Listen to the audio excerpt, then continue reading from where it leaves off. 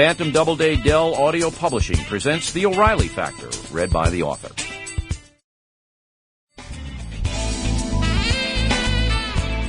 Hi, I'm Bill O'Reilly. If you know who I am, you know why I get letters like this one from a certain Lyndon S. who lives in Rochester, New York.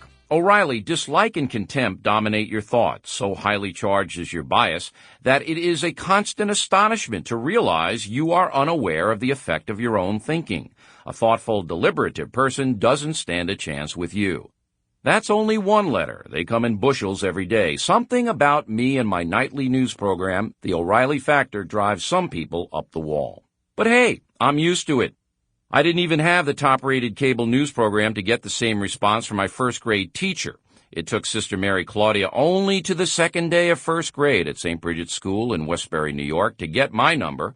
When she ordered our class of 66-year-olds to open our Think and Do books, I slumped in my seat and let loose a deep sigh. See, I have always had a thing about lies, lying, and liars, and this book was pure propaganda. The illustration of kids smiling while doing math problems was a major lie. I knew that at 6 years old. But Sister Mary Claudia didn't care and leapt on me like a mongoose. "William," she shouted, "you are a bold, fresh piece of humanity. You will open your book and close your mouth." Ever since that time, I have starred in a series of confrontations with overreaching authority figures. Sometimes I was just being a pain in the rear. Hey, you have to practice these things. But a lot of the time, I was challenging the prevailing wisdom because my sense of justice or truth was outraged. That outrage became my passion and my vocation. Today I get paid a healthy sum for pursuing that passion on national television in prime time. The O'Reilly Factor has been on the air for 4 years, and they say the ratings are steadily rising while the overall primetime ratings for cable news programs are sinking. Sister Mary Claudia, can you hear me over the harps? Doesn't matter. If the good sister's not in touch, there are always people like the Reverend and Mrs. Dennis N. of Georgia. Mr. O'Reilly, you have lost us as viewers. We are sure your lies are born of ignorance. Repent while you still can. Well, thanks for your concern, but it's too late, Reverend. If you've tuned into the O'Reilly Factor, you know that I usually have 5 guests on my hour-long program. You might see me interviewing George W. Bush or bugging former Special Prosecutor Kenneth Starr about his refusal to go public with all he suspects about the Clintons and their sleazy shenanigans. Some people think I'm a tough interviewer, but I think I'm fair, and I'm appreciative of my guests. It takes guts for some of these people to come on the Factor because they don't know which way I'm going to go. Sometimes I bring on my paid on-air consultants like Newt Gingrich, Geraldine Ferraro, and Dick Morris. They don't usually agree with each other, and they don't usually agree with me either. And I always begin each program with a talking point. You'll see what I mean because I use a few here. And I always give the floor at the end of the program to viewer reactions, which are by far the liveliest in all of broadcasting. Some of those comments are scattered throughout this audio book. If you haven't seen The O'Reilly Factor, you might be wondering whether I'm conservative, liberal, libertarian, or exactly what. I hope you're still wondering after you've listened to this program. See, I don't want to fit any of those labels because I believe the truth doesn't have labels. When I see corruption, I try to expose it. When I see exploitation, I try to fight it. That's my political position. And in this program, just as on the Factor, I will not waste your time. I will get to the pith quickly and undiplomatically, even if the pisses you off. Sorry, that's not my problem. I tell it, you hear it. The truth is often annoying.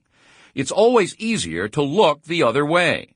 But it is essential that we all look at American life the way it really is today. If we don't do that job, we're going to lose the battles to the frauds, fools, and thieves. America in the 21st century can be a savage place full of ridiculous situations and idiotic people. Life in the USA can also be fun and rewarding. But to make that happen, you have to separate the good from the bad from the ridiculous. I'm trying to help you do that in a none too gentle way. This audiobook is divided into 3 sections. The first part of the program deals with what you as an individual are up against in your life as an American. That means things like your status in society, money, sex, and the ever-present media. Then we focus on personal relationships, the important ties that bind you to family, friends, and bosses. The final sections concern America itself and what is happening to the country today. I won't spoon over any chicken soup advice here. We're not going to get in the zone or use New Age claptrap or find answers in any Mars-Venus conflict.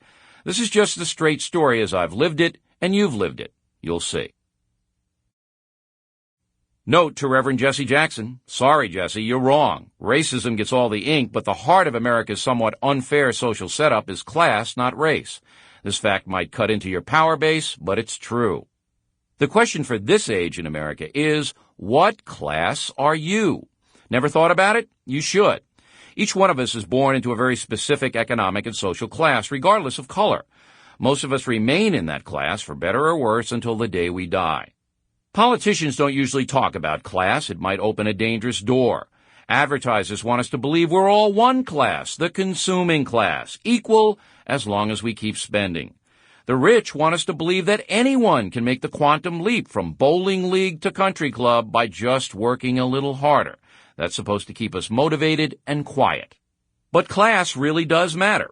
Would every blue-collar family be happier and more productive if a long-lost relative died and a trust fund flew in the window overnight? No, because class is not just about money. It's about opportunity for your kids or dashed hopes, about education or minds that close down for good, about enduring values or materialism that comes out of greed or self-indulgence or complete disregard for others. It is the bottom line, in a way, for every problem I talk about in this program. Class attitudes can be involved in unfair tax laws, or government indifference about our terrible drug problem, or what kind of entertainment is available at the local movie house. Class plays a role in gun control laws that restrict personal freedom for the little guy and in casual enforcement of drunk driving laws. As someone once said, class in America is like sex in Victorian times. People believe that if no one talks about it, it will just go away. Whatever I've done or will do in this life, I'm working-class Irish-American Bill O'Reilly. No one ever told me or my sister that we were pretty far down the social totem pole while we were growing up in 1960s America. We took for granted that it was normal to buy cars only when they were second-hand, that every family clipped coupons to save money, and that luncheon meats were the special of the day. The municipal pool in our town on Long Island, New York, was pretty seedy. And we took the Greyhound bus to Miami for our annual vacation. But since air travel and private pools simply did not exist in our world, we never thought we were missing anything. My parents, who loved us both and wanted the best for us, believed the best was playing it safe in life. My father, who never made more than $35,000 a year while exhausting himself commuting daily from Levittown to New York City to work as a currency accountant for an oil company, took for granted that college for his son meant one thing above all, employment security. He and my mother graduated from college, but they did not remember the experience as a life-altering event. Dad didn't want me rocking the boat or getting big ideas. He looked ready to throw up when I told him I was going to study abroad during my junior year in college. "Why do you want to do that?" he snorted. "You could start on the football team." He didn't know, as I did by then, that the privileged classes saw the college years as an opportunity for learning a great many things that did not necessarily involve going home on weekends. Of course, my father had never met such people, nor did he care to. He was proud of his Spartan life with its fast foods, yearly 3-week vacations, and 4 Robert Hall suits hanging in a small closet in a 3-bedroom, 1-bathroom home. All of his friends lived pretty much the same way and were just as proud. Most of my childhood friends stayed in the neighborhood, married each other, and now live fairly comfortable middle-class lives. Some of them are happy, some aren't. But few of them realize how much their lives have been defined for them by a class system that discourages most of us from moving up the social ladder, no matter how hard we work. American politicians, business people, and media moguls have to love the middle and working classes because we exist in such huge numbers. Without us, say goodbye to country music and rap, slasher flicks, and the Home Shopping Network, the Gap and SUVs, Jerry Springer and Oprah, malls and malt liquor, tattoo parlors and trailer parks, Myrtle Beach and Branson, Missouri, professional wrestling, and the National Enquirer. Talking point. This country hums along economically because of the toil and the tastes of the working class, and the big profit boys will do almost anything to keep it that way. Factor that into the price of your next Happy Meal. Like most working-class kids, I first learned about the class system and its rigidity when I left home for the wider world. As a freshman at Marist College in Poughkeepsie, New York, I was like most of my class, ethnic instead of old-line WASP, smack dab in the middle of the middle class. Following the path that seemed destined for me, I became a high school teacher after graduation. There's no job more important. Sample complete. Ready to continue?